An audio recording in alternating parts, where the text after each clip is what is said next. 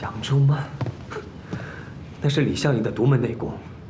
若是真能救完面，叫我跪下求他也罢。可李相夷早就已经死了，脚里巧的妖女究竟想如何？也不必非得用内力救治。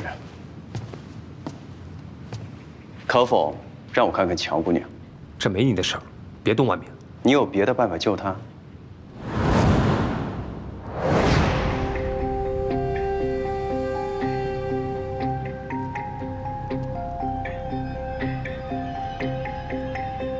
其实我之前跟关先生已经探访过以毒攻毒的方法，只见普渡寺无了方丈用过此方法解过毒。无了方丈他验证过此法，过程自然是不简单，须得毒性相克。冰中产的寒毒正可用鹤底红相抵，用特制的药汤封住鹤底红的毒性，再用针灸之法直接导入肺腑，可有奇效。 可是，请无了方丈过来，来往得需要3个时辰，根本来不及呀。方丈在解毒的过程当中，我就在旁边熟知一二。诸位要是信得过我的话，可否让我给乔姑娘试一试？当真能解？你若信口开河，可知后果？人命关天，我岂敢儿戏？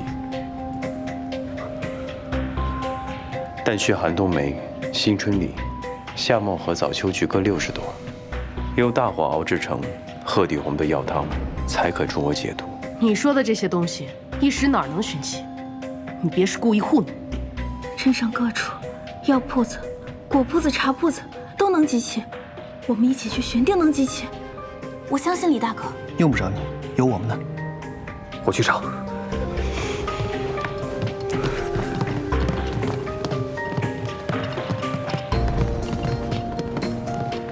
你安心治好乔姑娘，其他交给我们。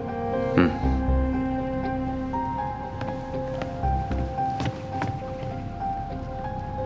劳烦准备3大桶热水，乔姑娘最后解毒可用。是。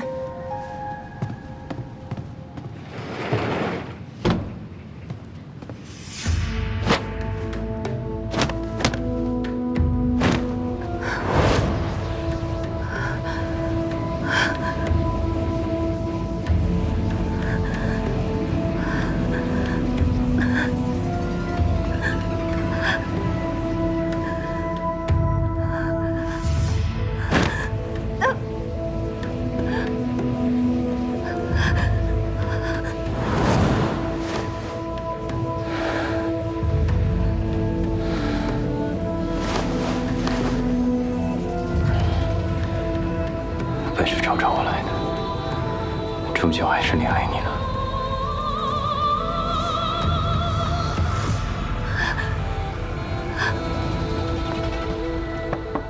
李先生，水我烧好了，我家小姐如何了？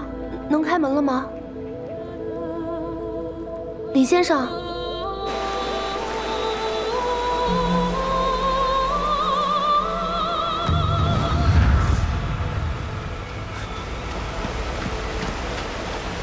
尊上，木冕山庄情况有变。